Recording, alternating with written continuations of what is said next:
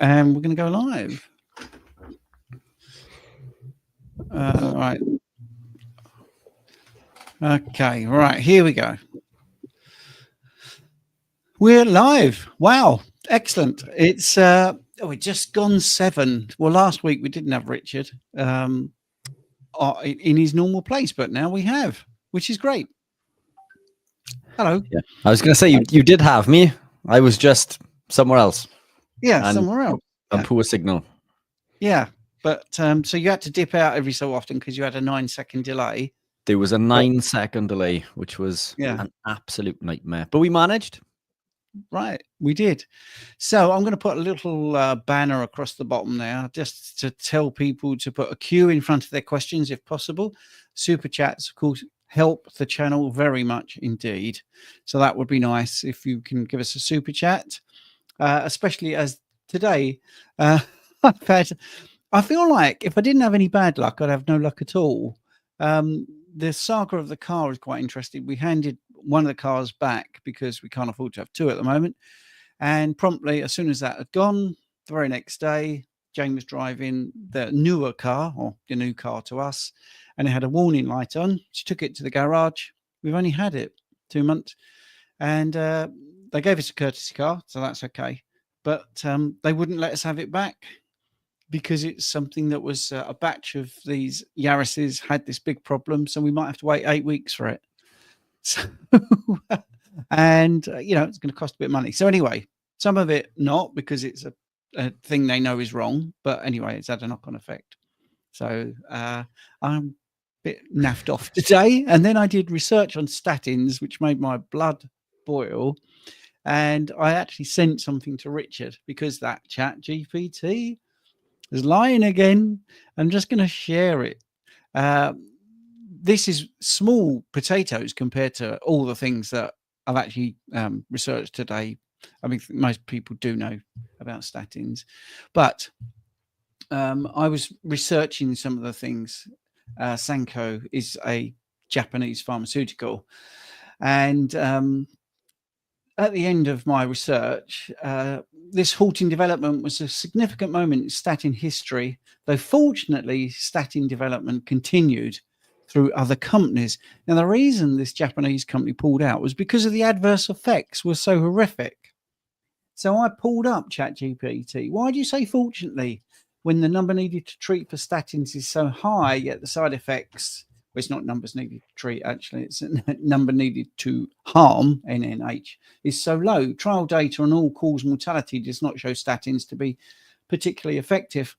And I got another apology. I apologize for the editorializing. With the word fortunately, you raise important points. You are correct that the discussion around statins' effectiveness and risks is more nuanced than I implied. And what that is saying, basically, is you called us out yet again. And this is what worries me, because when people do the research, they aren't given facts, they are given opinions. And it's also opinions that help the mainstream and help the pharmaceutical companies. Just plucking something out of the air. I mean, one of the things that Bayer did, they did a statin called Baycol, Baycol, and that had so many side effects. They hid the documents. They were forced to release the documents, which is, a public record. Up until 2004, they had paid out £1.1 billion in lawsuits. And after 2004, they now keep the claims and payments secret since 2004. So when you're already at 1.1 billion, as my wife said, how much money are they making? And that is it. I mean, that is one of the things I've looked into. So they are now factoring in lawsuits rather than trying to address the terrible side effects or the fact they should be pulled completely. They just factor in, well, we're going to have a few people that are going to be damaged. They're going to have some lawsuits. And that, again, that's quite frightening. So that's in public record. Anyway, Richard, should we get into questions? Let's do some questions. Yeah. Do you think I'm going to be taken off YouTube now? Possibly. Now, I think I'm right in saying that Zinc 316 was on our live with Kerry Mann and won tickets to Saturday's talk. Fantastic. So it was.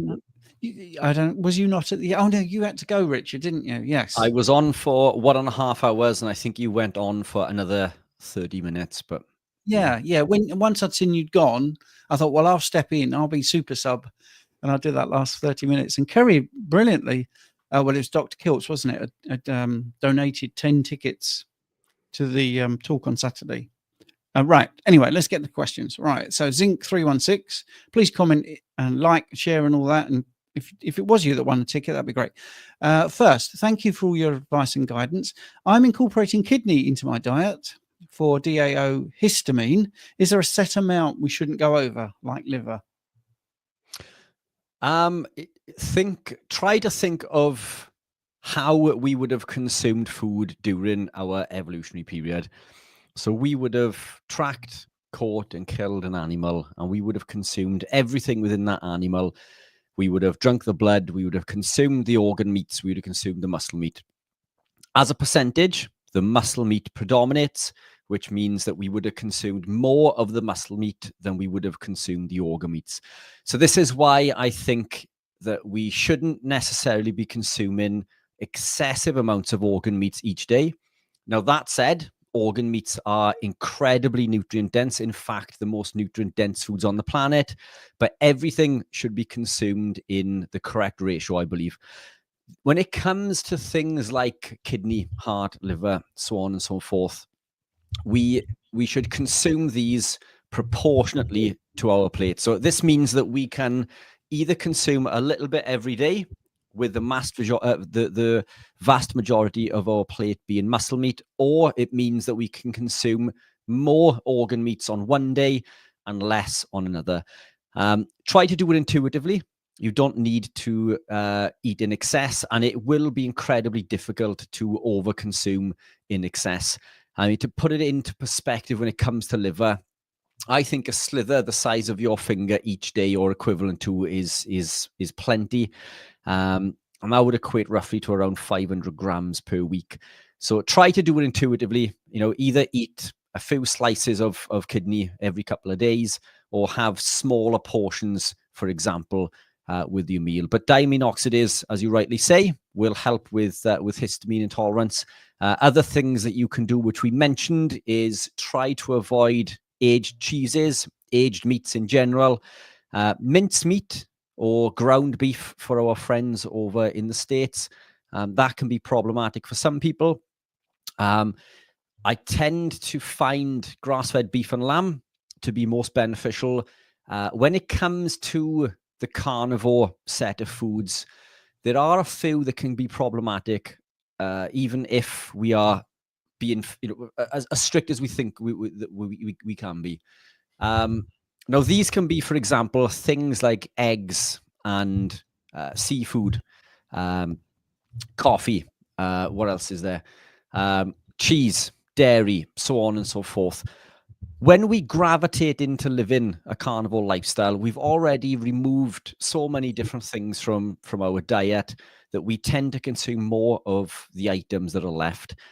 For many people, eggs are highly nutrient dense and less problematic. But as we gravitate deeper down this journey, we do find that some of these can be problematic moving forward. So that's why the lion diet, i.e. grass-fed beef and lamb, is going to be the ultimate elimination diet. So if you are suffering with histamine problems, as you rightly say, diamine oxidase, which is found in high quantities in kidney, can help negate this. But we also want to try to avoid the problematic foods in the first place. That's a great answer. You could also back engineer it, and if you're looking at supplementation of DAO, it's 30 milligrams per day, so you could do that. I think we've got a super chat, which is very kind. Oh, that's from Abs. £5 to go to Steve's next haircut. What's wrong with this? My haircut last time. yeah. The man's obsessed with haircuts. Do you know what? I hate that profile picture of Abs, because I always missee it as the glasses, the bits that go back to his ears. There's a shadow, and I always think he's got like Mr. Spock raised eyebrow. when it's a small picture like that. But anyway, that is very being rude about someone who's just I given know. me my haircut. So I do apologise. Excellent, thank you, Abs, and great. He's really pushing into our territory. I think he went on live last night and did 5 hours or something. So wow, he's putting the hours in.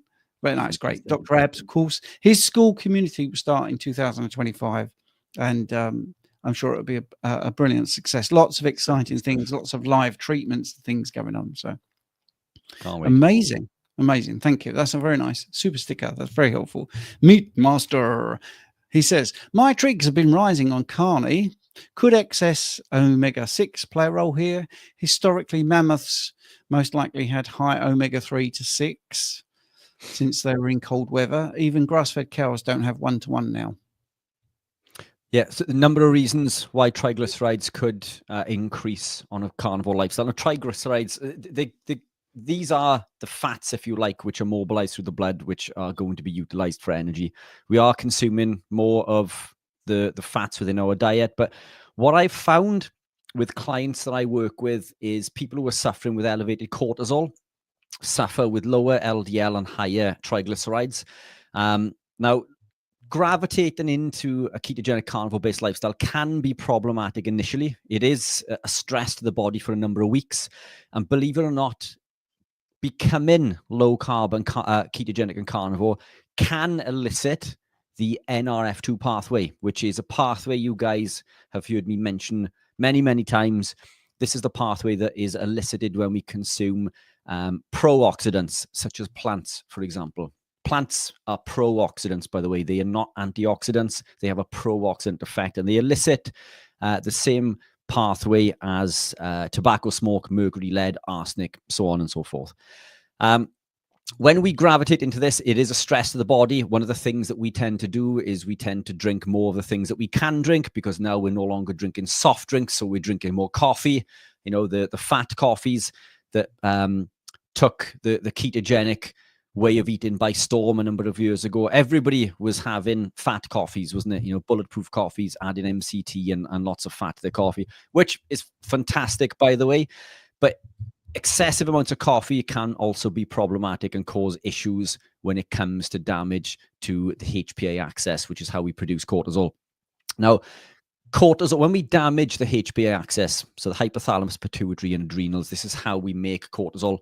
Cortisol is essential, especially on a carnivore-based lifestyle. It's essential because we need cortisol to produce glucose via gluconeogenesis.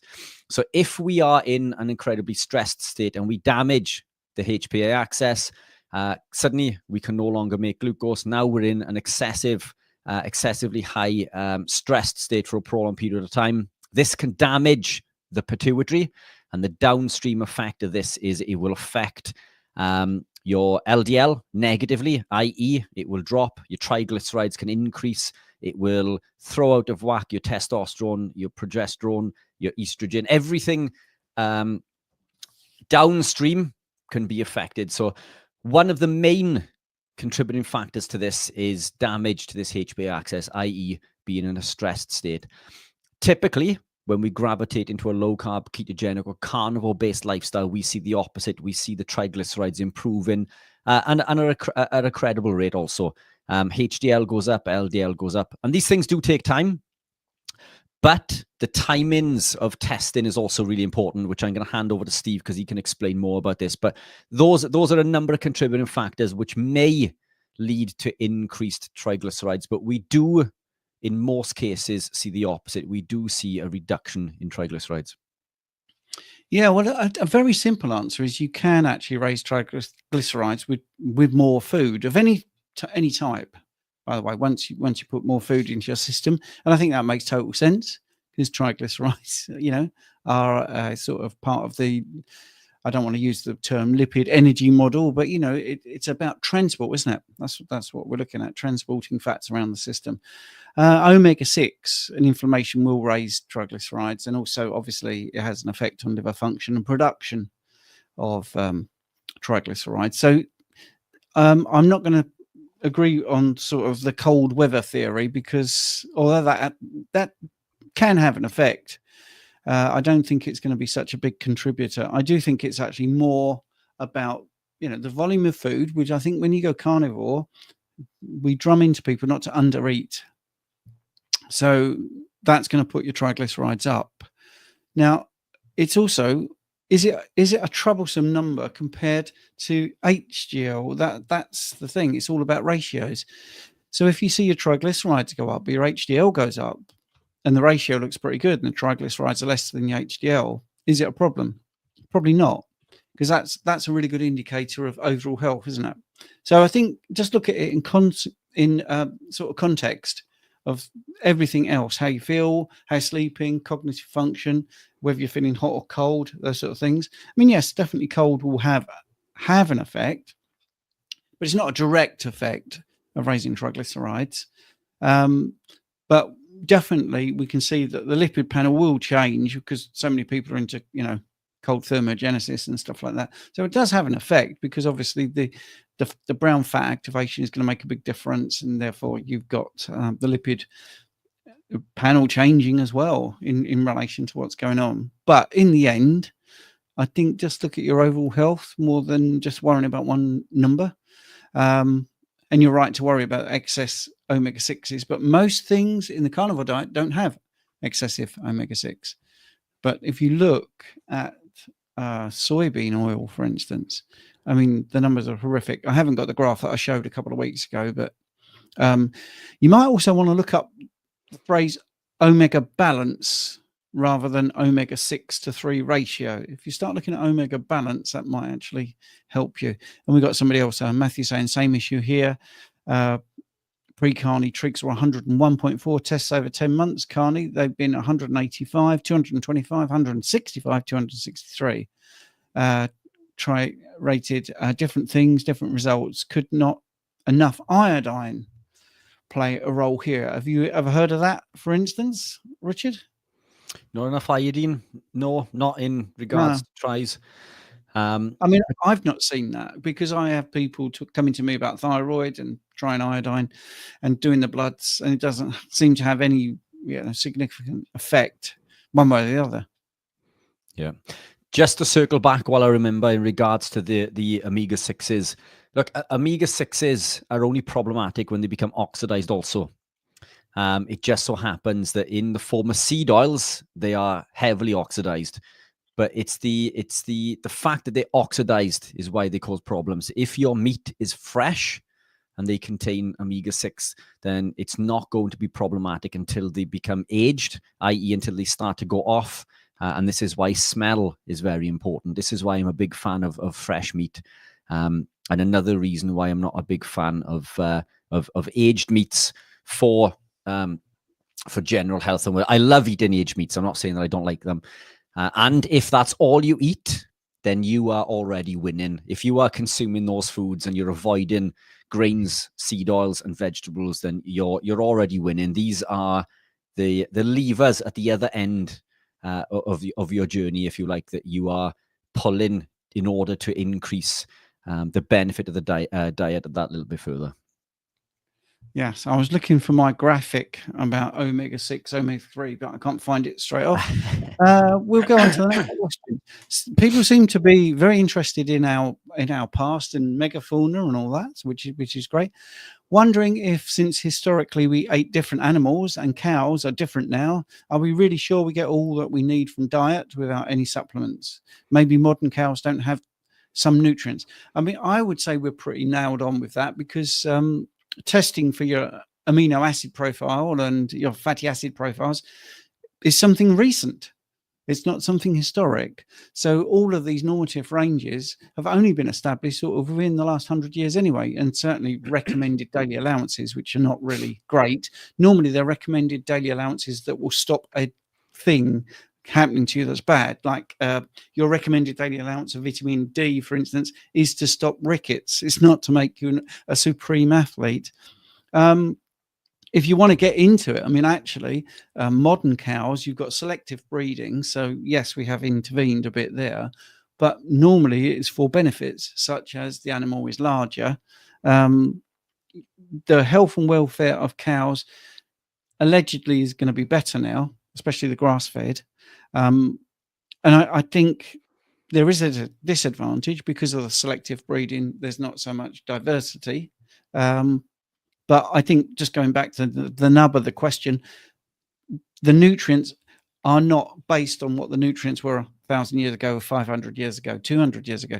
All of the things, when we come to nutritional science, which is an oxymoron, is based on the last 100 years. So that would be the cattle we had 100 years ago, 70 years ago, 50 years ago, which is pretty much the same as what we've got now. But obviously that can change, especially when there's certain people wanting to put additives into their food and stopping natural cycles going on. But did you want to add to that, Richard?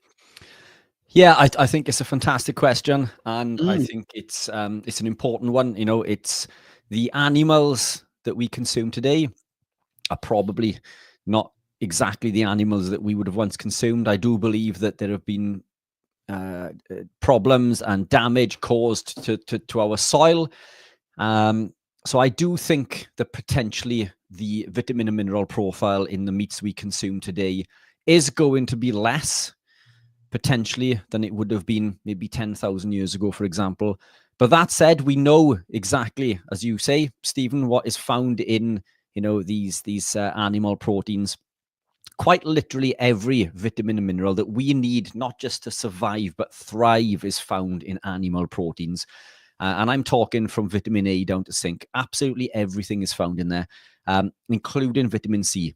So, you know, when we think that we need excessive amounts of vitamin C, for example, the body actually requires a very, very small amount. And I think at the lowest end, it's around 10 milligrams per day. Not the 250 plus milligrams that we're told to consume, which can be detrimental also, by the way.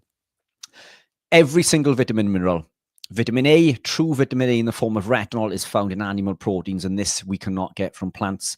B vitamins, namely vitamin B12, cobalamin, thiamine, B1, niacin, B3, pyridoxine, B6, all of these vitamins can be found predominantly within animal proteins.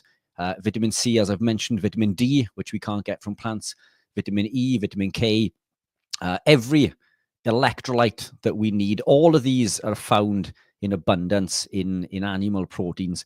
Now, I'm a big fan of variety, and, you know, I predominate grass-fed beef and lamb, but I do enjoy fish. I'm a big lover of fish, salmon. I do like king prawns. I eat eggs. So I do have a fairly varied, Mark, great to see you, man. I do have a fairly varied diet, you know, within the carnivore remit, but I've been living this way for an incredibly long time. I'm definitely not devoid in anything. Now, bearing in mind, I own a supplement company. I sell supplements, and I'm going to tell you now that you do not need supplements to thrive. You know, they are there should you require, and this is what I've got in there. So it's not coffee, by the way. I've got my electrolytes in there. My life is, my life works outside the box, shall we say. If we look at how we would have been through our evolutionary period, much of our day would have been spent hunting and tracking an animal, which means that we wouldn't have looked like this. We wouldn't have looked incredibly muscly, because this would have been absolutely counterintuitive to catching our prey. We'd have been too slow. The opposite is also true. You know, we wouldn't have been running 26 miles at 6-minute miles. You know, so these are things that we do outside of our evolution, shall we say. But we do these because they're goals to achieve, and they're things that as man we want to achieve. So in order to achieve these things, I do believe potentially that they can use up our more electrolytes and warrant the supplementation of electrolytes, for example. But just to live and thrive without going to extremities, we can find quite literally every single vitamin and mineral within the animal proteins that we consume on a daily basis. And if we are concerned, if any of you are concerned that you're not obtaining enough from living a lion diet, then incorporate some organ meats. Organ meats are incredibly cheap, incredibly nutrient dense. They contain quite literally everything. And again, just to circle back to one of the earlier questions, you know, we don't need to eat an awful lot of the organ meats. We don't need to eat an awful lot. If you can't use them, then there are supplements on the market which you can take instead. But always preference animal proteins first and foremost. Brilliant. Okay, now Mark Isla White Carnivore, thank you for the £2. And I noticed Tina has done a super chat as well. Please discuss Seeking 140's questions in the chat. Ran out of time last week before you could get to him, and he does not have access to a super chat, which is really kind of you, Tina. So I'm going to go to his chat. He's in Pakistan, where I don't think they have the facility to do a super chat. 2-part question. Seeking 140. Hi, Asha. 54-year-old male, Pakistan, had MI and stroke in June 2021. Recovered well, no limping, just slightly weak. Heart ejection fraction is 60 plus after 30 days. Used combination of Aloe plus homeopathy and now hypertension, which almost went away, has come back. Want to go carnivore. Smoking is the problem. Asked the other day too, but could not give you details. So what is the question? Is the question to give up smoking? Because we did actually talk about it last week, I think. Smoking cessation is, a team thing where you get your family on board or somebody around you, or you join a support group to give up. You have to work out whether you're a moderator or an abstainer, because some people just have to stop like that, and some people have to reduce. Some people need to have something in their hands to replace a cigarette. You can even buy little plastic fake cigarettes if it's part of the problem is having something in your hand to fiddle with. You can also look at things like patches, chewing gum. There's many different ways to try and approach this. Smoking cessation is really difficult, but people do it. People do it every day. You can do it. Did you want to add anything to that, Richard? Yes. Surprise. Please do. Look, a fantastic question. I love the variety of the questions that we get on these lives. They're absolutely incredible because it goes well beyond diet and nutrition. But I am a firm believer that diet is the key to everything. This is the foundation. It's the base. So, I mean, go in there. Let's go back to the previous part. Was I think he said that he was suffering with hypertension. So hypertension is an insulin-dependent state, which means that you are insulin resistant. So it means that you are consuming too many carbohydrates and too much seed oil, either one or both. You have become what we call insulin resistant. And I'm not going to get into the minutiae of whether insulin resistance is a real thing, but for the sake of simplicity purposes. So going carnivore is going to help with that. Go into carnivore or even low carb or ketogenic will help and help you combat that hypertensive state.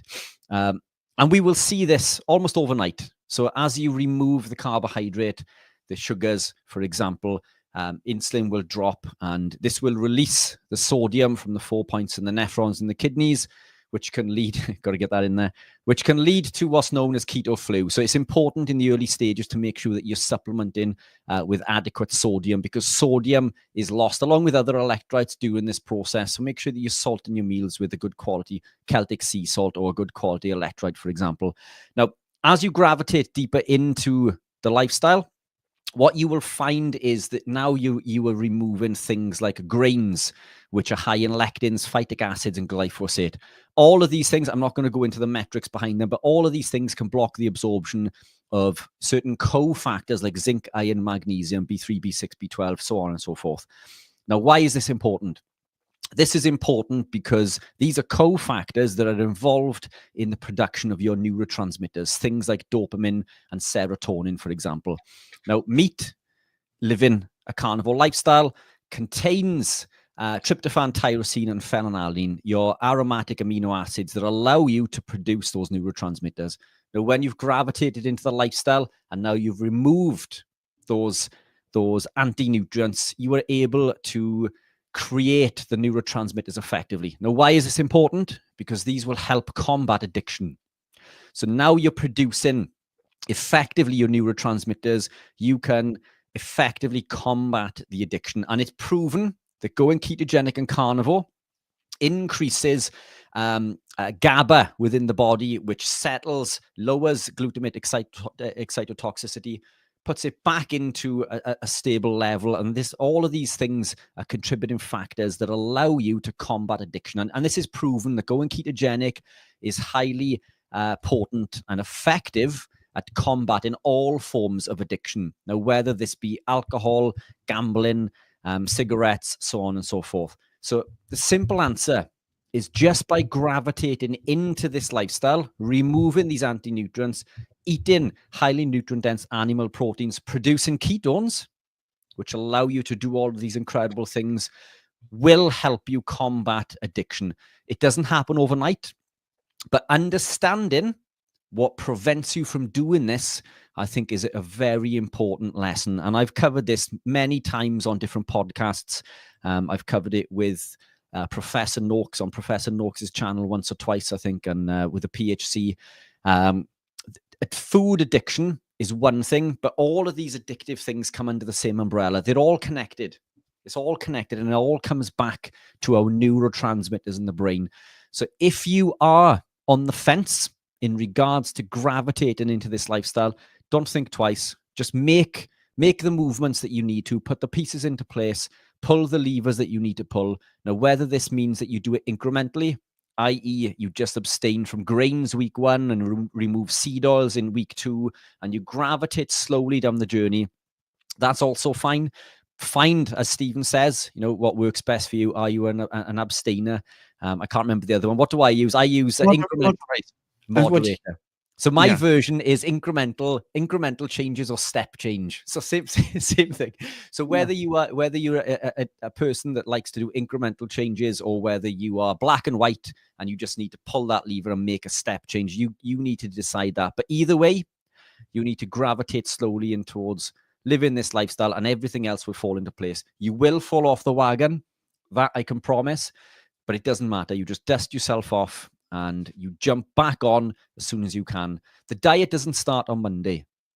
People put it off till Monday, and then they'll make an excuse because they've eaten something on the Friday and they think, well, I might as well write it off until Monday. Eat the food that you've eaten, or drink the drink that you've drunk that's thrown you off the wagon. Dust yourself off and get back on, because this is all about the rule and not the exception. You haven't undone all of your hard work by doing that. Excellent. That's great. That's really good. If people wonder why I occasionally go down like this, my heater is just down here, and England's very cold, and we don't have the central heating on. We burn bits of wood, like in the old days, which is apparently really bad, but I can't see how that is. Right. Anyway, I want to expand on the last question. Also, soil depleted nowadays. Perhaps ruminants don't have everything we need in meat because of this.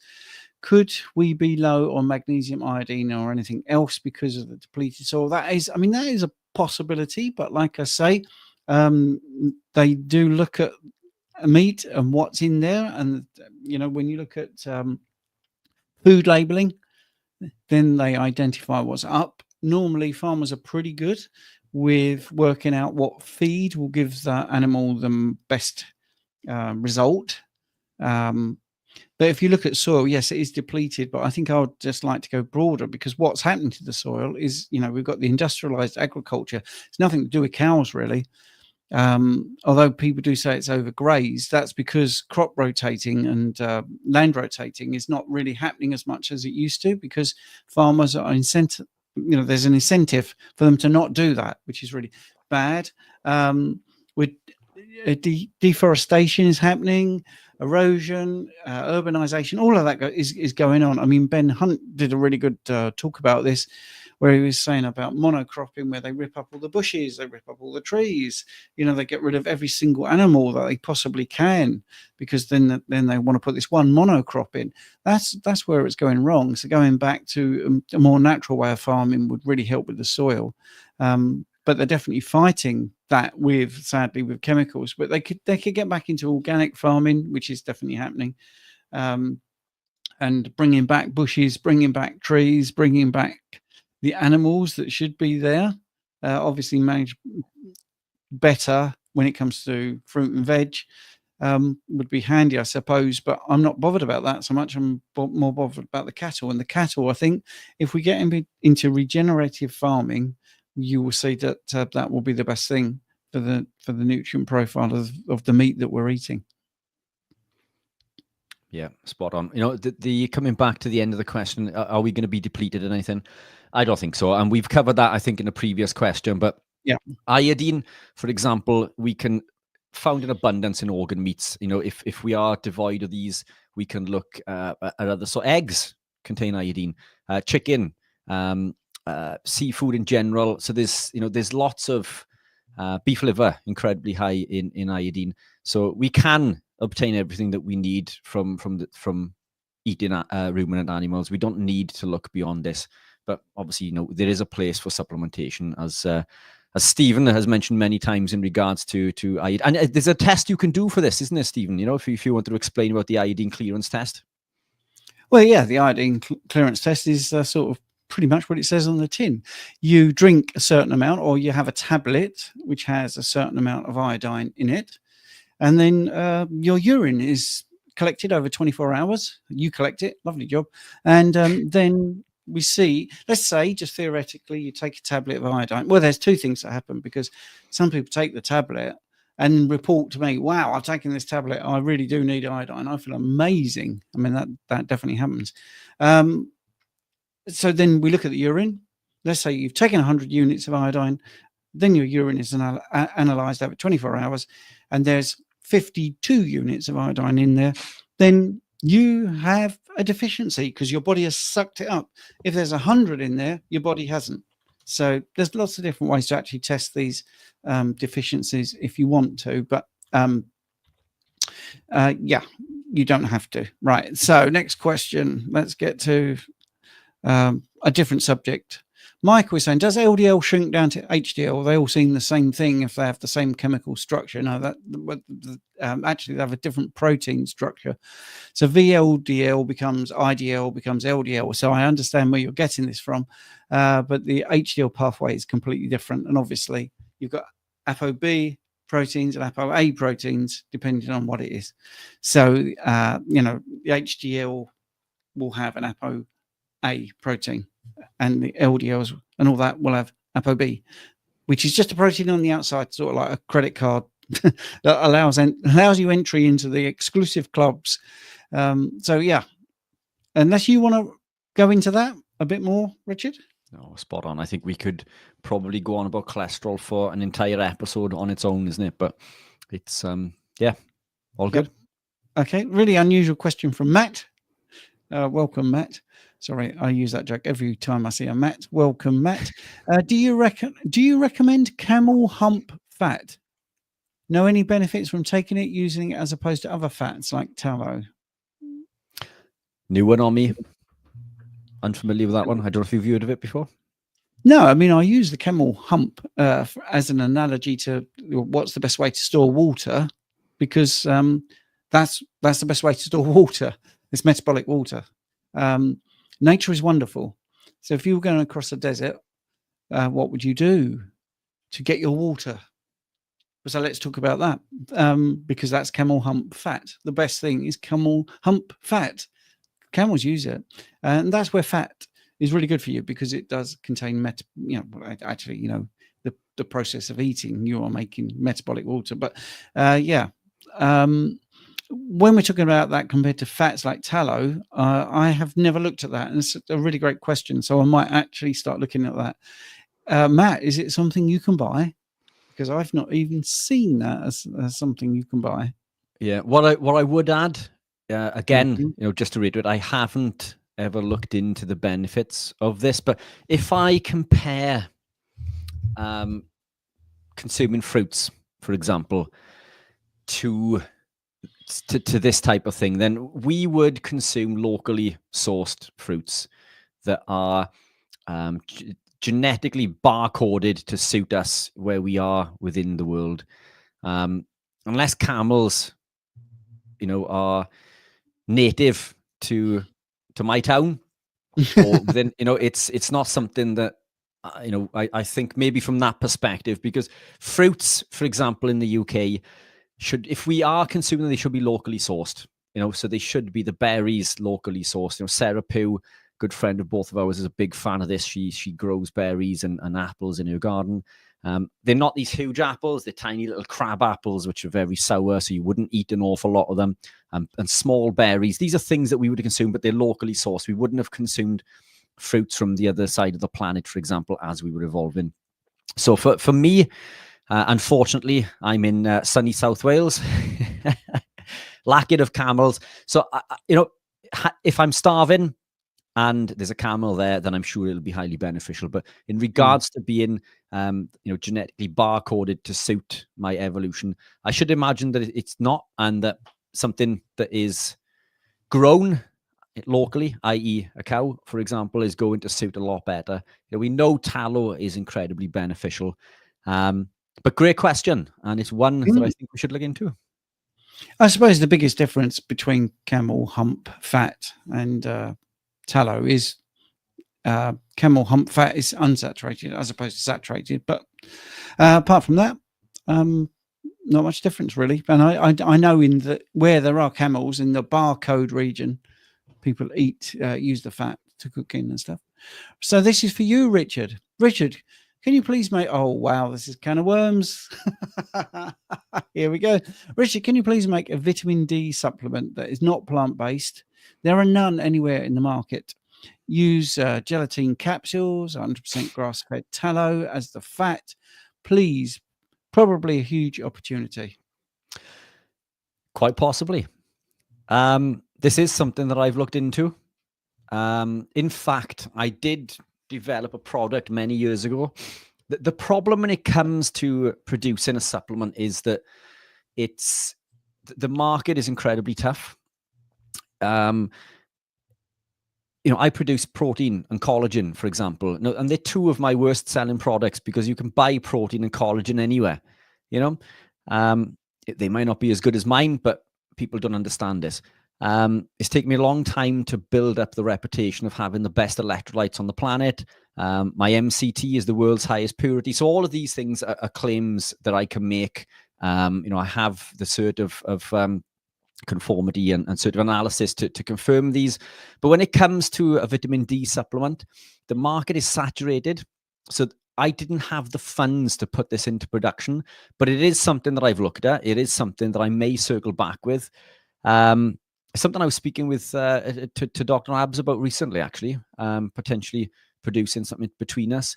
But yes, watch this space. I think Stephen mentioned that because mentioned that I was going to go off or open a can of worms because I was going to go into vitamin D and nitric oxide. I'm not going to do that with only 17 minutes to go.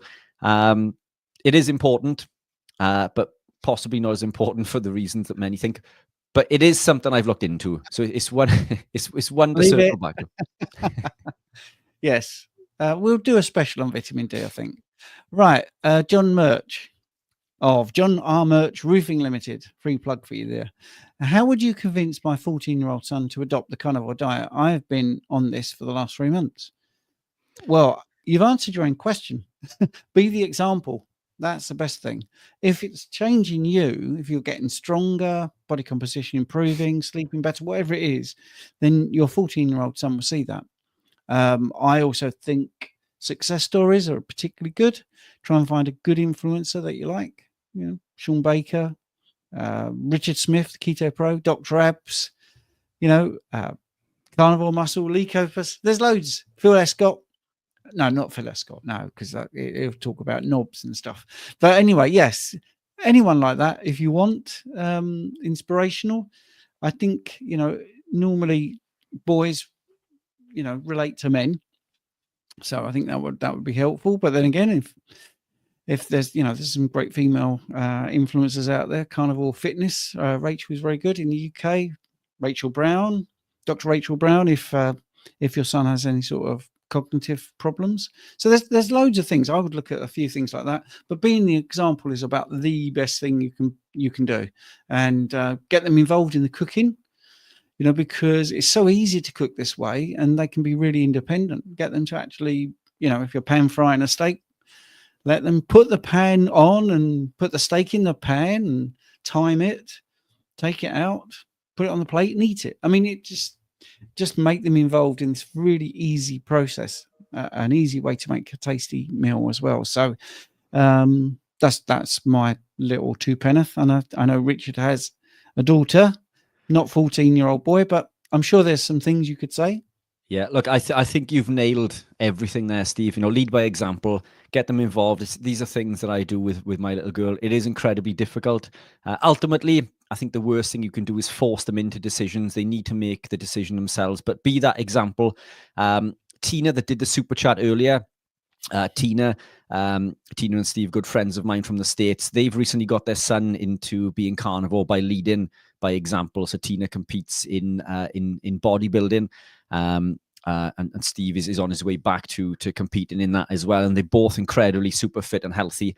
And I think just by looking at them and being muscular and being, looking like Adonises, for example, is that is enough incentive for many younger boys especially to have something to gravitate into. But lead by example.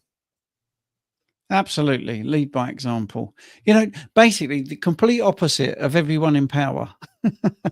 Who all do as I say, not do as I do.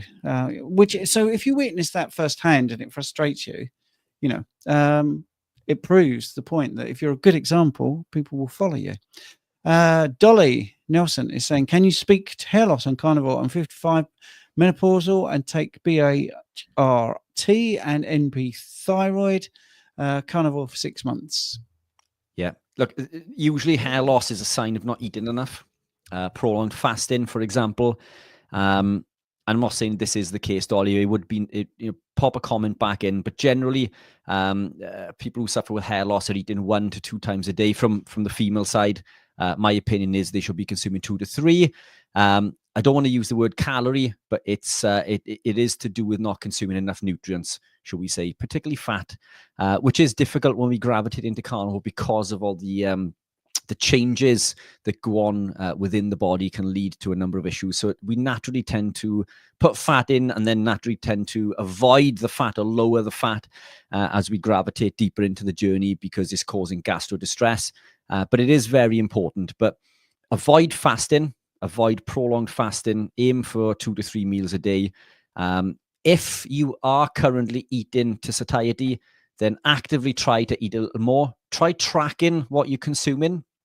And maybe you can bounce back. I don't know if we're going to have enough time to do it today, but maybe when we're live in school, which we will be in 12 minutes, in our school group, Steve will pop a link there. You can join on and we can talk about this. It's a Zoom type setting, or it's not Zoom, is it? We use the other one now, but it's a call in which all of the subscribers can come on and ask questions, and we can get into the weeds with this. But in most cases, it's to do with under eating. Yeah, that's brilliant. And you mentioned school. I will put a link in the description just so people can see if they do join the school what they get. I will just do a quick screen share and let's just share that screen because it's a community. So that's one of the good things about it. You'll get lots of support. You can ask lots of questions. General discussion is where we're clicked on here, and there's people on there and they ask loads of questions. And one of the 497 members will possibly help you and ask a question. As you can see, there's a live currently going on right now, which is us. There's playbacks of previous lives. There's recipes, as you can see.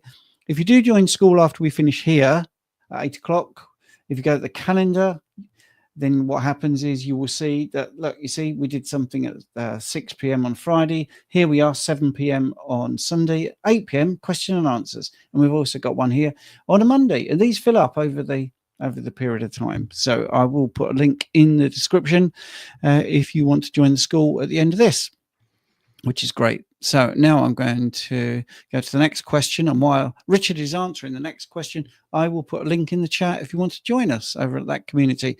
Richard, Health Jedi says, Richard, could you make a potassium supplement that is derived from animal protein as well, maybe like potassium glycine or glycine derived from animal source? None on the market either. Could be big. Yeah, again, potentially another fantastic question, another one that we could add to the list. I mean, look, if you guys think that there is a market for this and ultimately are going to purchase the products, then I can put them into production. As I said earlier, it's incredibly expensive to develop a product, and there are large minimum order quantities. So it's to produce a product costs me tens of thousands of pounds. And we did this recently with the electrolytes, didn't we? We brought out the carnivore version of the electrolytes, which are completely unsweetened, and they are an acquired taste. You know, many don't like the taste of them. I launched them on Amazon, and they brought my Amazon listing right down with negative reviews because they tasted disgusting. But people were missing the point. You know, these are not for your average Joe. These are for the elite carnivore, or people who are looking to avoid things like erythritol and stevia, for example. But if the support is there, then by all means. And just as a quick plug, if you do buy the electrolytes from me from Amazon, please go on and leave a review. I get absolutely battered with negative reviews on there because people don't understand the benefit of a quality supplement. And we get lots of negative reviews because of the taste of the astaxanthin, which is the world's most powerful antioxidant, by the way. Again, it's so difficult to educate and teach people when they just buy in thumbnails, essentially, you know. But it's, but yeah, appreciate that. That's great. That's really good. Next question. Is there any truth in honey not hitting glucose levels as you would expect? That's a really interestingly framed question, because what would you expect? So firstly, if you have honey, if you're comparing it to sugar, then sugar will put your blood glucose up slightly higher than honey, but that's because honey is glucose and fructose doesn't show up. But fructose is between 7 to 11 times more glycating. That means sugar that sticks to proteins, which you don't want to happen. So it could be the silent assassin, I suppose. Fructose is metabolized in the liver. So honey, and I must say, I mean, I'm quitting doing experiments because I did my CGM experiment. A month, I put on 8 pounds and I felt awful and looked awful. And all I was having, I've got here, like oats, for instance. I didn't have a lot of oats. I actually had this amount of oats, you know, a fistful of oats, 40 grams. Nobody has that. If they have porridge in the morning, they've double that. So I didn't want to be accused of cheating the results. And I didn't even add any honey or banana, which I used to do. I used to add those things thinking it was great. And that put my blood glucose up. The honey put my blood glucose up. The banana put my blood glucose up. So many things that apparently are sort of, you know, innocuous. Like what's the latest thing amongst some carnivores where they add bits in? Oh yeah, so sourdough bread or fermented stuff. Well, none of these helped me. My overall health really did deteriorate. So I can't wait. I'm actually so glad to be back on track now, not having all these stupid things. So I don't really understand. Is there any truth in honey not hitting glucose levels as you would expect? Maybe that's, you know, in comparison to straightforward sugar. I don't know. But it definitely does put your blood sugar up. It definitely puts fructose into your system. And I definitely found it very troublesome when I did it. Up to age 50, when it was part of my health regime. I got a coronary artery calcium scan, 639, became pre-diabetic, lower left quadrant pain, all that malarkey. Body composition going the wrong way. Yeah, didn't smoke, didn't drink. It was things like that. So I'm glad I've taken honey out. I'm glad I've taken fruit out. Fruit was absolutely awful in that experiment. I'm glad I've taken oatmeal out, and steadfastly stick to that completely and utterly. We'll get to the next question because I've done a Richard there and spoken too much. Martin's saying B12. Question: B12 is above 150. Folate is 7.26. Male, 59 years. Keto carnivore, 5 years. I only supplement electrolytes. Richards, is my folate low? Well, not really. But I'd like to see all your bloods, actually. Sorry, you wanted to say something, Richard. Yeah, I wonder what the measurement is for the 7.26. Is it nanomoles per milliliter? Because I mean that's pretty okay. Well, yeah, we would need to know that, but I'm assuming because that would be nanograms per milliliter. Nanograms, apologies, yeah. Yeah, because there is quite a difference in sort of different ways of looking at it. I mean, it is low, right? But this is what I have a problem with. Low or is it causing you a problem? Two different things. You know, are you looking anemic? Are you having bleeding gums? Is there lots of fatigue? Are there signs and symptoms that you have low folate? Because it's the cart before the horse thing. You could function. I have so many people tell me they've got subclinical this, subclinical that, and they haven't, because they've got enough to do the job that they're supposed to do. And I'm going to get on my high horse in a minute, and I don't really want to. So if you're asking questions about bloods, it's always good to actually email and send me the whole bloods. But yeah, unless you're getting symptoms or any problems that you can see, and I guess you're mentioning B12 because you're worried about other things, the iron panel would be really handy, and the complete blood count would be really handy. So I can't really comment. But I would have to say you haven't mentioned any symptoms, so I'm assuming that you're all good. Yeah, I agree. I think you're right, Steve. It comes back to how do you feel? That is the question, and I think that's going to be the ultimate question. These things are guidance tools, if you like. If you're struggling with something, then they allow you to maybe zone in on what could be problematic. But we see insulin becomes lower, testosterone becomes lower, T3 becomes lower, all because the body upregulates its ability to become more efficient and use them. BHB, again, BHB, all of these things become upregulated. What I would say is, if we're measuring folate, something else that we can add in to help, not particularly with folate readings, but the methylation cycle, is vitamin B2. Vitamin B2 and 3, all part of the folate cycle, and everything downstream also, which include the BH4 cycle, the transphosphorylation cycle, the uric acid cycle, the methionine cycle, and so on and so forth. This is why I'm a fan of organ meats. I think a little bit of organ meat once or twice a week is incredibly beneficial. I'm a huge fan of lion, but I do think that there is benefit to consuming a little bit of offal now and again. And if you're one that can't stand the taste of liver, heart, or kidney, for example, then you can ask your butcher to mince it in to the mince when he makes the mince there for you at maybe a 5 or 10% ratio. So that way you can put those things in without having to taste them. Yeah. I mean, one of the things I would say with the B12, that can mask some of the low folate symptoms, but I still think you would need to have some symptoms. And also, both of us don't like plugging our stuff, but a full blood test would actually be beneficial. And if you want to book a consultation, I am available for consultations, and you can send me the bloods. You can send me historical bloods, which is even more helpful, because then we can see trends to see what's going on. But symptoms, it should be symptom led, the questions you're asking. And there's going to be other things you could look at, homocysteine levels, and there's lots of things. But anyway, hopefully that's helpful. We've come to the end of the hour. If we didn't get to your question, do apologize. Do keep coming back week in, week out. Come in early. Many people come in early and they put their question in before we go live. That's a hack to do it. You can do a super chat, which pushes you up and you get priority, which is nice because it helps us and it gets your question answered. We do another 30 minutes now over on School. I have put a link in the chat if you want to come and join us. We'll see you over there.